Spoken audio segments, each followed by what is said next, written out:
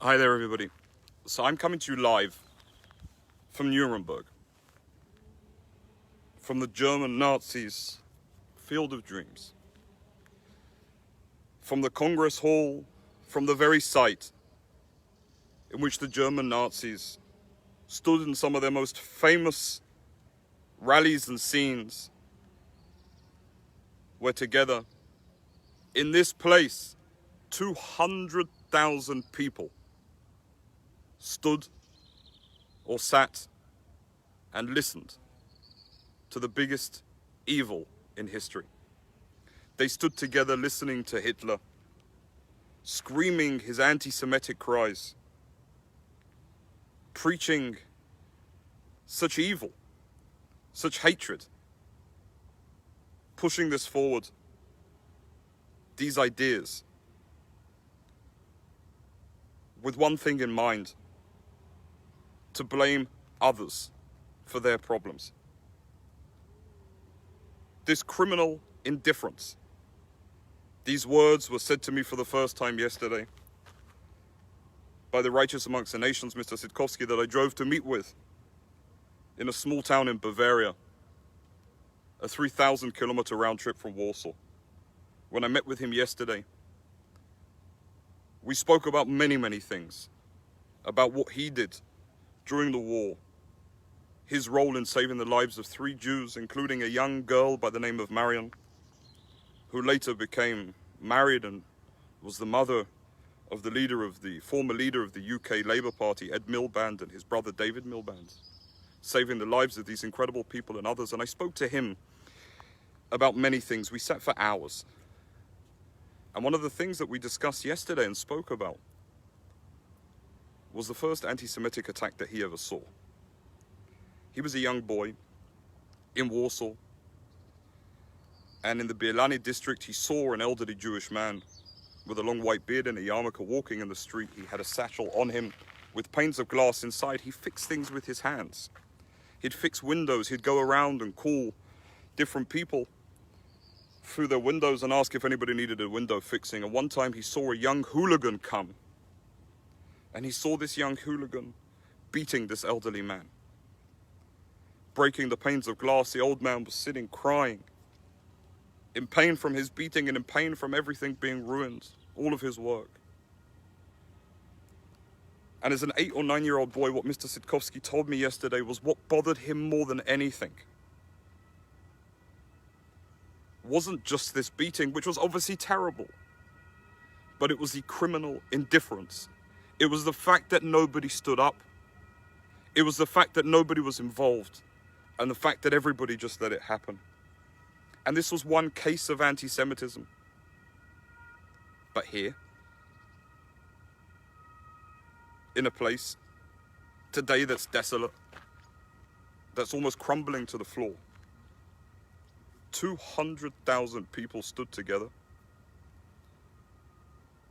to listen to evil and took this on. And it's important that we always remember that this evil wasn't Nazis. The term Nazi gives us some idea of aliens coming out of space and doing terrible, horrible things. These were cultured Germans who brought on themselves the most hateful ideology, who decided to believe in a man and to follow his ideals and perpetrate such evil to Jews, to Poles, and to millions and millions of others. And when I stand in a place like this as a proud Jew today, people might think that I feel victorious, that I stand here as the head of a foundation dealing with Holocaust Memorial Memorial, proudly with my yarmulke, not afraid of anyone or anything. But the honest truth is, I don't feel victorious. I once asked Edward Mossberg, a Holocaust survivor whose number I proudly wear on my wrist, the bracelet that he gave me with the number that was forced upon him in Mauthausen, the German Nazi death camp, the number 85454. the number that was given to him.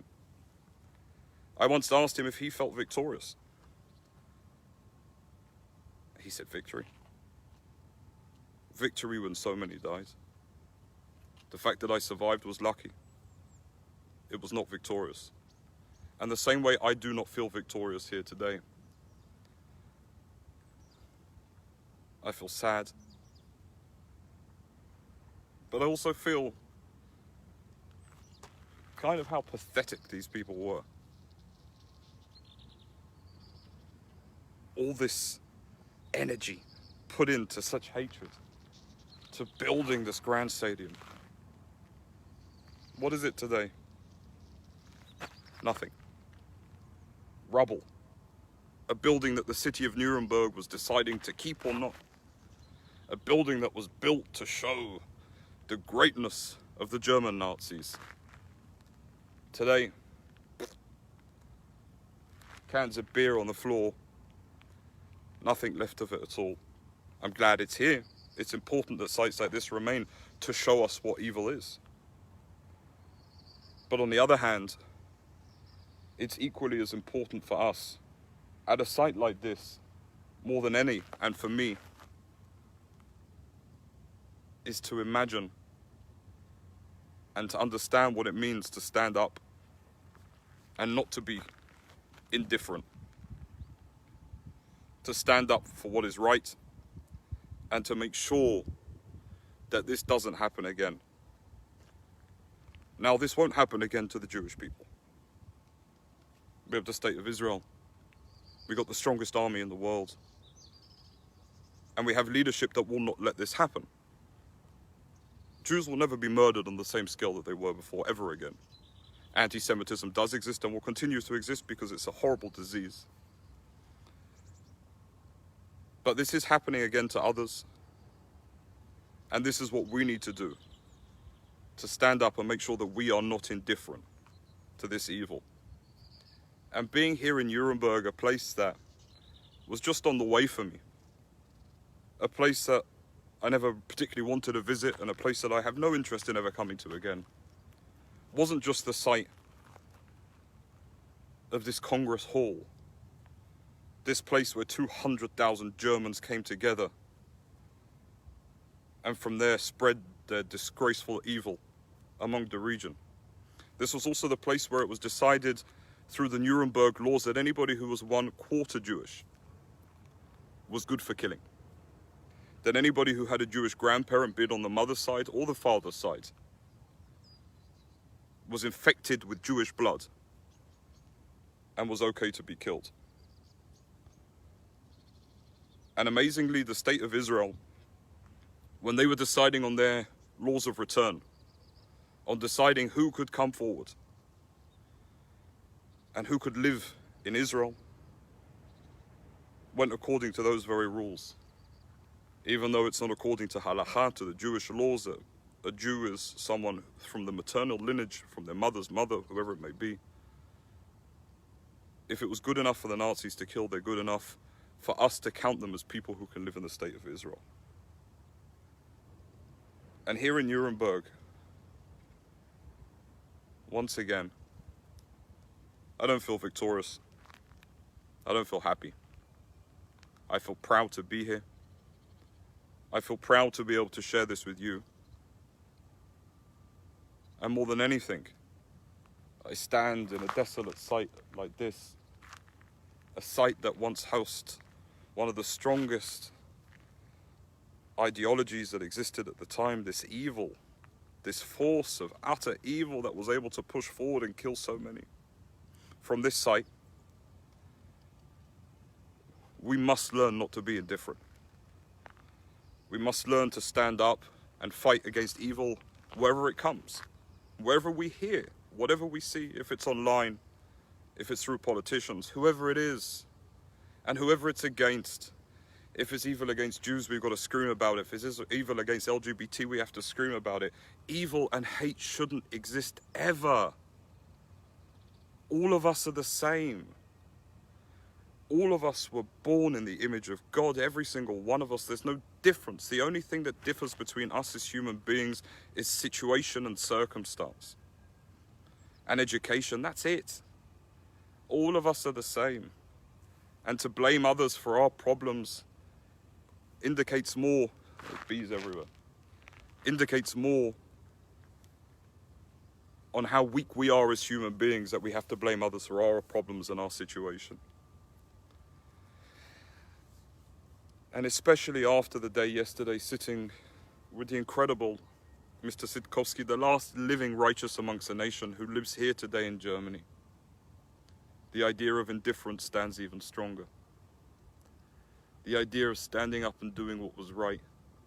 Back then, he risked his life, his mother's life, and the life of his younger sister, protecting 3 young Jews that he didn't know before the war.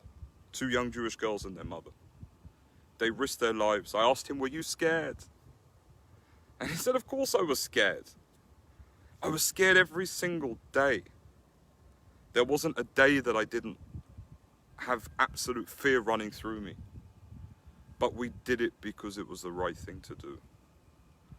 And what a juxtaposition to spend an incredible afternoon with a true hero a few hundred kilometers away from here, and then the next day to stand at a site of nothingness, a site that once hosted evil, and a site that forevermore will stand as a testimony to what becomes of evil. Because one thing that I promise you,